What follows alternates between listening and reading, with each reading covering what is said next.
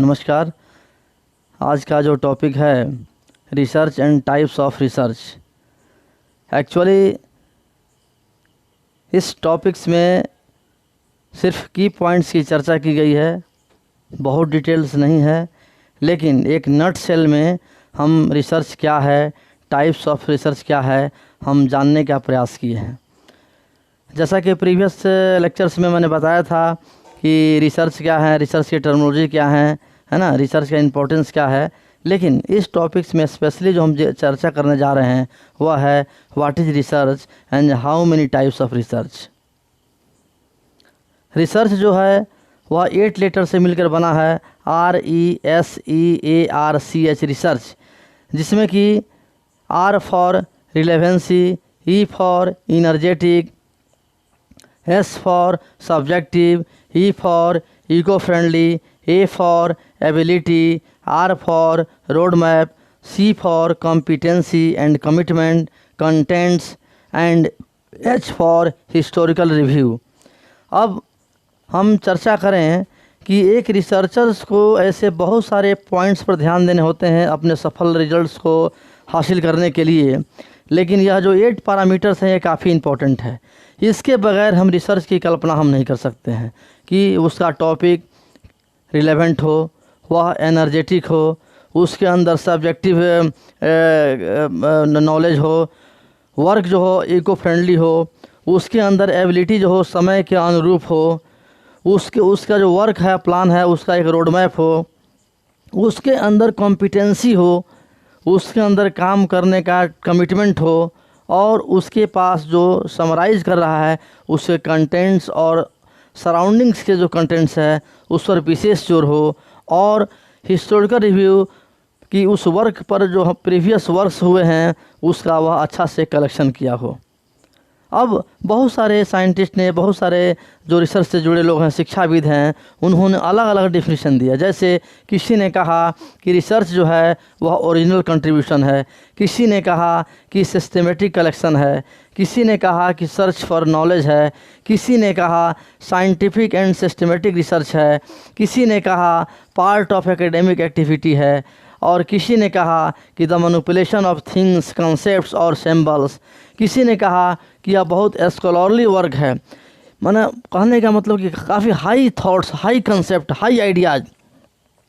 किसी ने कहा कि यह एक क्रिएटिव वर्क है, किसी ने कहा कि साइंटिफिक अप्रोच है, किसी ने कहा सिस्टमेटिक इन्वेस्टिगेशन है, किसी ने कहा कि establish facts and reach new conclusions, किसी ने कहा कि ये कलेक्शन ऑफ मेथड्स, किसी ने कहा कि ये केयरफुल कंसिडरेशन ऑफ स्टडी, किसी ने कहा डिलिजेंट सर्च, किसी ने कहा डिटेल्ड स्टडी, और किसी ने कहा कि searching it again again again, bar bar search करना क्या है, ये हमारा रिसर्च है, यानी रिसर्च है।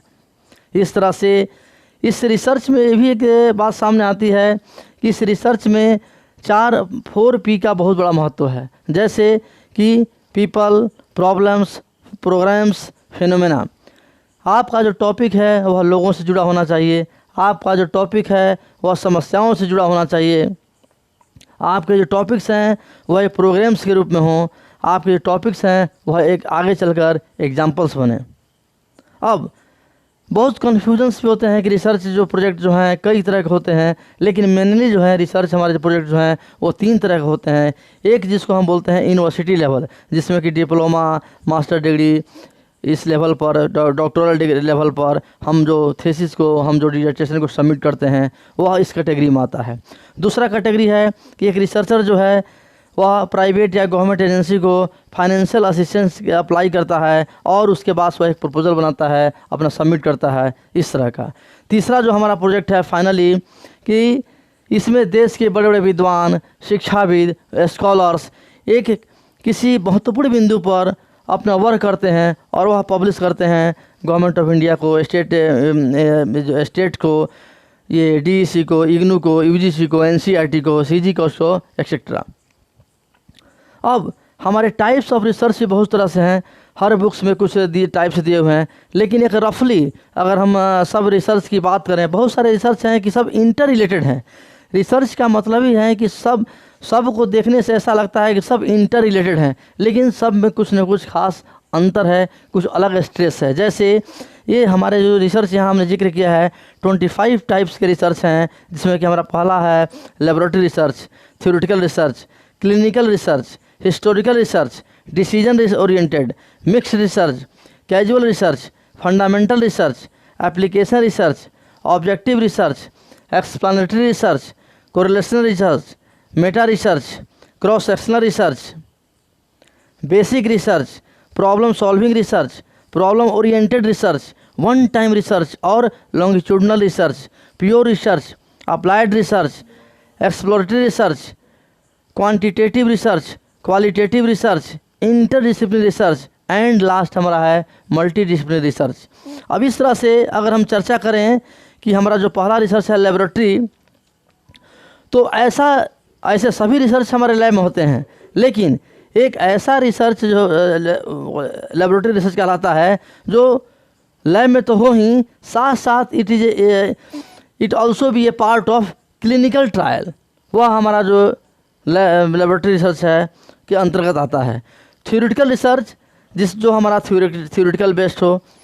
क्लिनिकल रिसर्च जो है हमारा मेडिकल से जुड़ा हुआ है। जैसे मान लीजिए कि बहुत सारे ऐसे टर्म्स हैं जिसमें कि एक व्यवहार की, ब्लड सैंपल की, मानव शरीर के अंगों का, या एक जिसमें कि एक रिमेडियल हो, जैसे भी रिमेडियल एक प्रोग्रेस हो, उसको मान लीजिए कि हमने 4 दिन दवा खाई, फिर 10 दिन दवा खाई, 15 दिन हमने दवा खाई, इसके बाद से फिर हमने उसको टेस्ट कराया, देखा कि फिर उसमें सुधार हो रहा है। तो इस तरह का जो हमारा रिसर्च है वह हमारा है क्लिनिकल रिसर्च। यह जो हमारा रिसर्च है वो क्या है, क्लिनिकल रिसर्च। इसके बाद ये आता है हमारा हिस्टोरिकल रिसर्च। हिस्टोरिकल रिसर्च में कैसा है कि प्रीवियस जो हमारे पास्ट ईयर से हम अध्ययन करते हैं, जैसे मान लीजिए कि 10 साल पहले, 20 साल पहले, 15 साल पहले जो मेरे जितने रिसर्च हुए हैं उसका अगर हम स्टडी करते हैं तो उसको हम हिस्टोरिकल रिसर्च बोलते हैं। अगला हमारा पॉइंट है डिसीजन ओरिएंटेड। डिसीजन ओरिएंटेड में यह जो है डिसीजन से रिलेटेड होता है, किसी एरिया में लोग क्या सोचते हैं और इसका क्या आउटकम क्या होगा, इसके बारे में। इस तरह से अगर टेम्परामेंट पर अगर रिसर्च होता है तो वह कहलाता है डिसीजन रिसर्च। इसके बाद हमारा आता है मिक्स रिसर्च। मिक्स रिसर्च अपने आप में ऐसा इन्वॉल्व है ये, जिसमें collecting, analysing, integrating, quantitative and qualitative research हो। ये हमारा क्या है, मिक्स रिसर्च है। इसके बाद हमारा आता है कैजुअल रिसर्च। कैजुअल रिसर्च जो है हमारा यह क्या है, इनफॉर्मल टाइप ऑफ रिसर्च है, जिसमें कि searching for something on the integrate, यह नेचुरल नहीं है। जैसे कि मान लीजिए कि आप ये searching for something on internet, आप इंटरनेट पर कुछ सर्च कर रहे हैं, ये क्या है, कैजुअल रिसर्च है।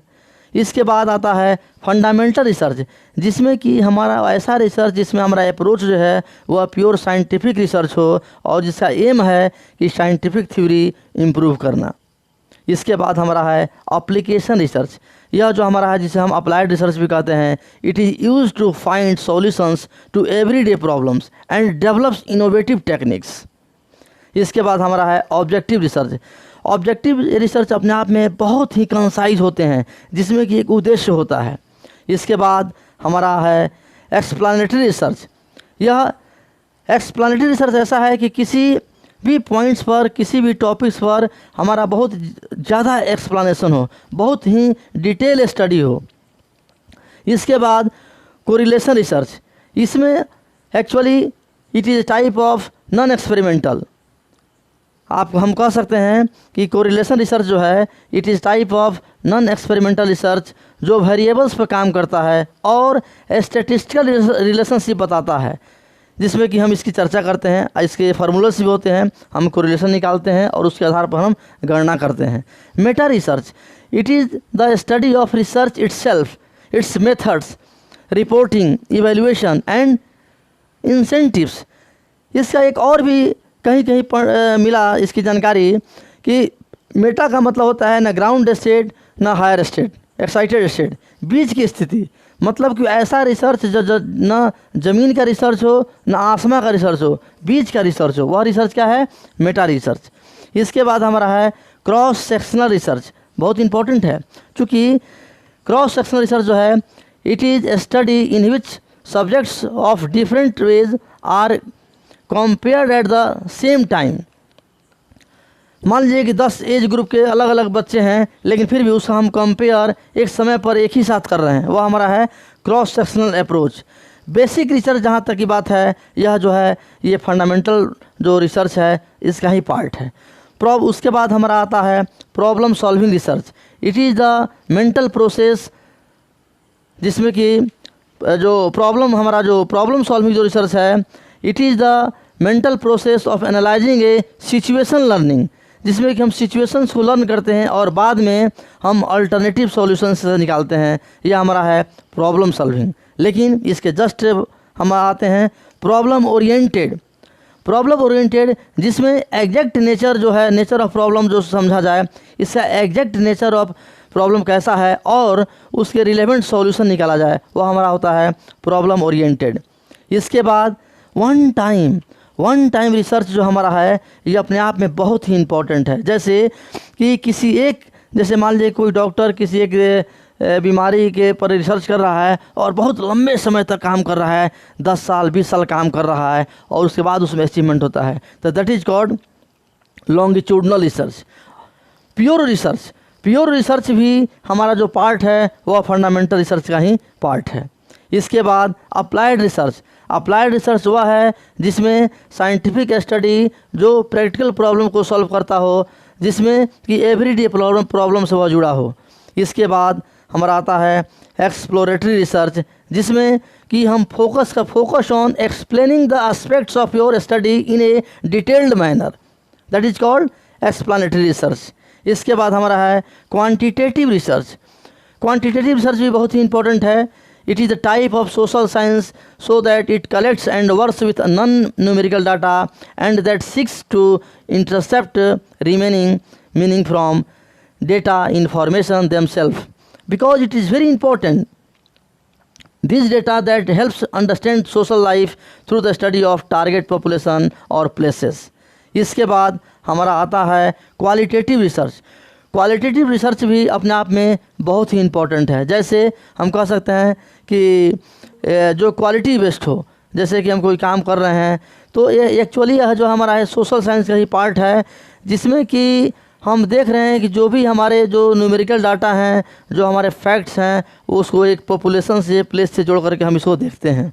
इसके बाद हमारा आता है इंटरडिसिप्लिनरी का हम कहते हैं IDR, मतलब कि 2 या 2 से अधिक डिसिप्लिन्स में जो हम काम करते हैं, सब्जेक्ट्स पर हम काम करते हैं, तो वह हमारा होता है इंटरडिसिप्लिनरी। लेकिन अगला हमारा टर्म है मल्टीडिसिप्लिनरी, जिसमें कि हमारा जो क्या है बहुत सारे सब्जेक्ट, जैसे ये लार्जली ऑर्गेनाइज्ड है, it is largely organized in ways that promote the advancement of individuals disciplines और सब डिसिप्लिन्स।